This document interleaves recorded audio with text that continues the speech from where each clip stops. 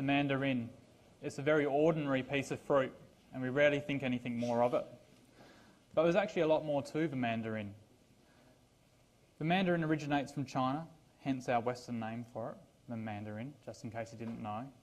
And by pure coincidence, I walked in here in afternoon tea and found the dictionary of Oxford's Advanced Learners English Chinese Dictionary. And so I looked up mandarin. A mandarin is a powerful official of high rank. So the next time you're in the lift with an executive director, you can call them a mandarin, but you must precede it with ni hao. I digress. In 2014-15, we exported $10 million worth of these overseas, including back to the homeland of the mandarin, back to China. The mandarin creates an economic chain reaction in its region. About $10 million, there's jobs, and that money's spent, and that creates more jobs. But I'm using the mandarin here as a symbol. It's a symbol of the 40,000 hectares of irrigated horticulture along the River Murray in South Australia, including your almonds, oranges, grapes, you name it. Every mandarin that is grown along a riverland, every piece of fruit creates another chain reaction. A chain reaction that's so serious that if left unmanaged, the river would be in a lot of trouble. Salt. It's our river's poison.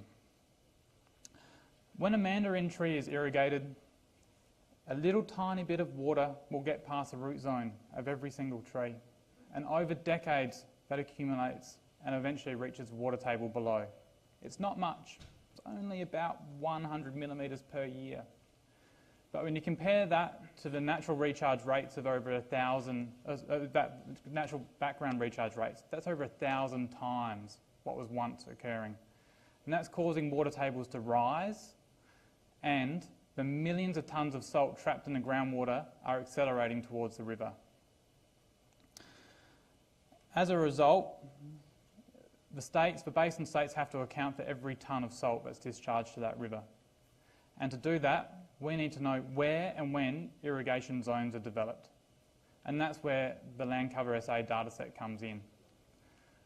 Once upon a time, we used aerial photography to capture all that imagery at quite a significant expense to do that mapping, and then it was very labour intensive to then map out all the irrigation areas. Now much of that process is automated, and that reduces our costs for doing business. I'll show you just briefly what it looks like while I finish off. Here's the aerial image from 2014, and here's the progress of irrigation area within a region along the River Murray over time, from 1987 through to 2015.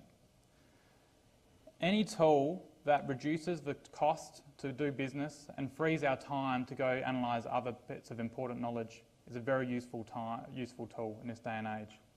And so this SA land cover dataset is really starting off its own chain reaction by freeing up our budgets and our time to go analyse other issues. And I'll leave it at that.